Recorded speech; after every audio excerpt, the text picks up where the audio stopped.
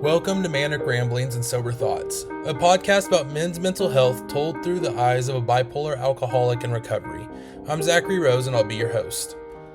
In a world where nearly 80% of suicides are men, millions are silently fighting battles nobody sees. Too many men are struggling with depression, trauma, addiction, bipolar disorder, anxiety, and loneliness completely alone. Many go undiagnosed for years because they were taught to stay quiet, suck it up, and keep moving no matter how bad things get. This podcast is for the men trying to survive their own minds, the ones drowning in racing thoughts, the ones self-medicating to quiet the chaos, the ones carrying trauma they never learned how to process, the fathers trying to break cycles, the husbands trying to become better men, the men who feel completely alone, even in a crowded room. This is not therapy. This is not polished, this is honesty. The manic thoughts, the sober reflections, the guilt, the anger, the addiction, the healing, the rebuilding, one conversation at a time. If you're struggling, you're not weak, and you're definitely not alone. Welcome to Manic Ramblings and Sober Thoughts.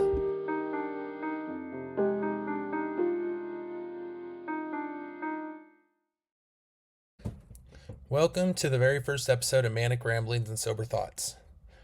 I've gone back and forth of making this podcast more times than I can count. Part of me wanted to do it because I genuinely felt like men needed a place where they can be honest about what's going on in their heads without pretending they have it all fit together. But another part of me almost didn't do it at all because being this open is honestly terrifying. I think a lot of men understand that feeling. We grow up learning to hide things. We learn how to keep things moving no matter how exhausted, angry, depressed, anxious, addicted, or emotionally destroyed we actually are. We learn how to laugh things off instead of process them. We learn how to bury emotions until they eventually come out sideways as anger, addiction, isolation, impulsiveness, or self-destruction. And for a long time, that was me.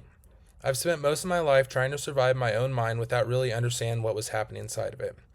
I've dealt with bipolar disorder, addiction, manic episodes, depression, emotional instability, anger, impulsive behavior, self-sabotage, and moments where I genuinely didn't know if I even liked who I was becoming anymore.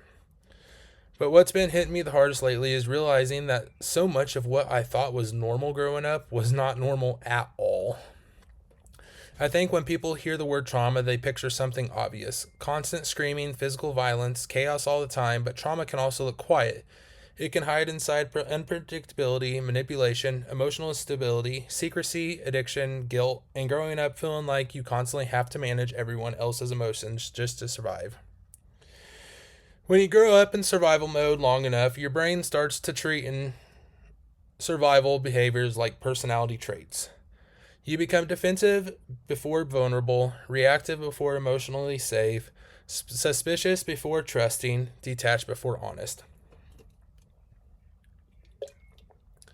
And the scary part is you don't even realize it's happening because it's all you've ever known. Lately, I've been uncovering memories from my childhood that I buried for years because I needed to survive them at that time. Things I minimized, things I laughed off, things I convinced myself weren't that bad, but looking at them through adult eyes now feels completely different. I realized I spent years normalizing chaos because chaos was familiar. And I think a lot of men do that. A lot of men are walking around carrying unresolved trauma they don't even recognize because nobody ever taught us how to process emotions in a healthy way. We were taught to suppress them, ignore them, drink them away, work through them, distract ourselves, push through them. But buried pain doesn't disappear. It leaks into everything: relationships, fatherhood, addiction, trust, self-worth, anger, fear, the way we react to people who genuinely love us. That realization has been brutal for me because I've had to face the fact that some of the things I hated growing up still found their way into me anyway. Not intentionally, not maliciously, but pain repeats itself when it's left untreated. Broken people break people. And honestly, that realization crushed me for a while because I think one of the hardest parts of healing is realizing you became someone you swore you would never become. Not entirely, not permanently, but enough to recognize it. Enough to know you hurt people while trying to survive yourself. Enough to realize your reactions weren't always coming from the present moment. Sometimes they were coming from old wounds that never healed. For me, a huge part of that showed up in relationships and trust. I spent so much of my life expecting betrayal, secrecy, abandonment, hidden truths, manipulation, because those were the environments I grew up around emotionally. So even when somebody genuinely loved me, part of my brain was always waiting for something bad to happen. And the hardest thing I've had to admit recently is that my wife never actually gave me reasons to fear her the way my brain convinced me to. A lot of my fear existed long before I even met her. That doesn't excuse my reactions. I still have to own those, but understanding where those fears came from changed the way I look at myself completely. I think men struggle with that a lot too. We know we're responsible for our actions, but nobody teaches us how much unresolved trauma shapes reactions, behaviors, addictions, insecurity, emotional regulation, and relationships. And because men don't talk about these things openly, a lot of us end up feeling broken instead of wounded. There's a difference. Broken sounds hopeless. Wounded means something happened to you and healing is possible. I'm trying to believe that healing is possible. Not perfect healing, not overnight transformation, not becoming some fake motivational speaker version of myself. I'm talking about real healing. Learning how to pause before reacting, learning how to communicate honestly, learning how to sit with emotions instead of numbing them, learning how to be emotionally safe, learning how to become the kind of husband and father my family deserves. That's honestly what this podcast is about. Not pretending I have life figured out, because I damn sure don't. Not acting like I'm cured, because I definitely am not. Not trying to sound smarter than everybody else, because there is no way I am smarter than everybody. Just honesty. The manic thoughts, the sober reflections, the uncomfortable truths, the rebuilding process. Because I genuinely think that there are millions of men silently struggling through mental illness completely alone right now. Men dealing with depression who still got to go to work every day pretending they're fine. Men drinking themselves numb at night because it's the only way they know how to quiet their minds. Men carrying childhood trauma they've never spoken out loud. Men terrified to ask for help because they think vulnerability makes them weak. Men one bad day away from completely falling apart while everyone around them thinks they are okay. And statistically, a lot of them never get help. That's the reality nobody likes to talk about. Men make up the overwhelming majority of suicides. Men are less likely to seek mental health treatment. Men are more likely to isolate, more likely to self-medicate, more likely to suffer silently until things become catastrophic. And honestly, I understand why. Because being emotionally honest as a man feels terrifying sometimes, especially if your entire life you learned survival instead of emotional safety. But I think silence is killing people. I think isolation is killing people. And I think pretending we're okay when we're drowning internally is destroying men quietly every single day.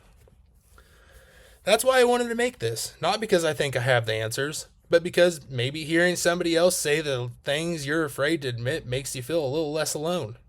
I know what helped me years ago. And maybe this podcast will grow into something bigger later. Maybe I'll bring guests on. Maybe other men will share their stories too. Maybe conversations happen here that people normally only have alone at 2 a.m. in their heads. I don't know yet. But I know I'm tired of pretending. I'm tired of hiding behind humor every time something hurts. Tired of numbing emotions instead of facing them. Tired of acting emotionally bulletproof when I'm not. Tired of survival mode ruining my life. I want peace. Real peace, not distraction, not temporary highs, not dopamine, not addiction, not chaos, just peace. And I think peace starts with honesty, even ugly honesty, especially ugly honesty. Because the truth is, some days my mind still gets loud. Some days I still spiral. Some days I still feel guilt for the person I became during the worst moments. Some days I still feel anger over the things I can't change. Some days I still feel broken by the things that happened to me years ago. But for the first time in my life, I'm actually trying to understand myself instead of run from myself. And maybe that's where healing starts. Not perfection, not becoming emotionless, not never struggling again. Just awareness. Awareness of where the pain came from, awareness of the cycles, awareness of the damage, awareness that healing is necessary if I want my kids to grow up differently than I did. That's honestly one of the biggest motivations behind all of this, my kids. Because nothing scares me more than the idea of passing down pain I never dealt with. I don't want my children growing up feeling emotionally unsafe. I don't want them learning survival instead of stability. I don't want them carrying confusion, fear, addiction, anger, or emotional chaos into adulthood the way I did. I want this cycle to stop with me. And I know that sounds dramatic, but I genuinely mean it. I think generational trauma is real. I think addiction spreads through families. I think emotional instability spreads through families. I think silence spreads through families. But I also think healing can spread too. I think accountability can spread. I think honesty can spread. I think emotional safety can spread. I think becoming self-aware can change an entire family line moving forward. At least I hope so. Because honestly, I'm still figuring this out in real time. I'm not sitting here recording this as somebody who already conquered everything. I'm recording this as somebody still fighting, still learning, still healing, still rebuilding, still trying to become better than who I used to be. And maybe that's enough. Maybe growth isn't about becoming perfect. Maybe it's just about finally becoming honest, enough to change. So if you're listening to this and any part of this sounds familiar, you're not alone. Seriously, you are not weak for struggling. You are not weak for feeling overwhelmed. You are not weak for needing help. You are not weak for being emotional. You are not weak for trying to heal. You are human. And maybe it's time more men started admitting that. Welcome to Manic Ramblings and Sober Thoughts. I hope you come back and listen more.